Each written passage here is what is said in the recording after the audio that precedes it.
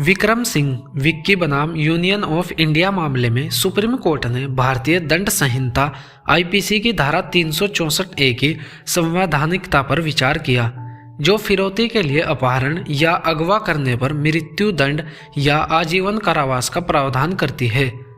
इस मामले में यह देखा गया है कि क्या धारा 364 ए के तहत मृत्यु दंड का प्रावधान संविधान द्वारा दिए गए मौलिक अधिकारों, विशेष रूप से जीवन के अधिकार के उल्लंघन का कारण बनता है।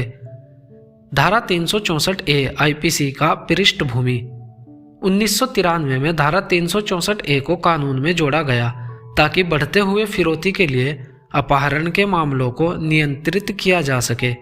बाद में 1994 में इसे भी व्यापक बना दिया गया ताकि विदेशी राज्यों या अंतर्राष्ट्रीय संगठनों के खिलाफ होने वाले अपराधों को भी शामिल किया जा सके।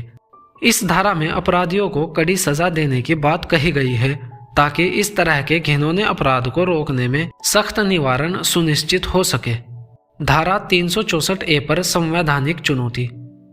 इस मामले में याचिकाकर्ताओं ने यह तर्क दिया कि धारा 364 ए, जो विशेष मामलों में मृत्यु दंड को अनिवार्य बनाती है, अनुच्छेद 21 के तहत जीवन के अधिकार का उल्लंघन करती है। उन्होंने इसे मिथु बनाम पंजाब राज्य मामले के समान बताया, जिसमें धारा 303 आईपीसी को इसलिए असंवैधानिक घोषित किया गया क्योंकि उसमें न्यायालय को मृत्यु दंड देने के अलावा कोई अन्य विकल्प नहीं था। याचिकाकर्ताओं का दावा था कि धारा 364 ए भी न्यायालय की विवेकाधिकारिकता को हटाकर असंवैधानिक है। न्यायिक विवेकाधिकार और अनुपातिकता पर कोर्ट का दृष्टिकोण। कोर्ट ने यह परखा कि क्या धारा 364 ए विवेकाधिकार को हटाकर न्यायालय को मृत्यु दंड देने के लिए मजबूर करती है। धारा 303 के विपरीत धारा 364 ए न्यायालय को आजीवन कारावास और मृत्यु दंड के बीच चयन का विकल्प देती है।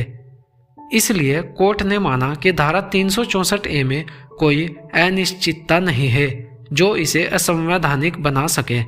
सजा की अनुपातिकता पर विचार करते हुए कोर्ट ने यह कहा कि धारा 364 ए विशेष रूप से ऐसे घोर मामलों को नियंत्रित करने के लिए बनाई गई है जहां अपहरण किए गए व्यक्ति को अत्यधिक मानसिक और शारीरिक कष्ट या मृत्यु का सामना करना पड़ता है। कोर्ट ने रेरेस्ट ऑफ द रेयर सिद्धांत का पालन करते हुए कहा कि मृत्यु दंड केवल उन्हीं मामलों में उचित है जहां अपराध अत्यंत घोर और क्रूर हो। इजेडम जेनेरिस और कोई अन्य व्यक्ति शब्द का व्यापक अर्थ। याचिकाकर्ताओं ने यह तर्क दिया कि धारा 364 ए केवल सरकार या विदेशी राज्यों के खिलाफ अपराधों पर लागू होनी चाहिए, जिसमें कोई अन्य व्यक्ति शब्द का सीमित अर्थ लगाया जाना चाहिए। लेकिन कोर्ट ने इस विचार को खारिज करते हुए कहा कि कोई अन्य व्यक्ति शब्द व्यापक है और इसमें निजी व्यक्ति भी शामिल है। कोर्ट ने यह कहा कि संसद का उद्देश्य था कि इस धारा के तहत सभी प्रकार के फिरौती के मामलों को कवर किया जाए, चाहे वह सरकार से जुड़ा हो या निजी व्यक्ति से। अपहरण पर मृत्यु दंड पर पूर्व के फैसले।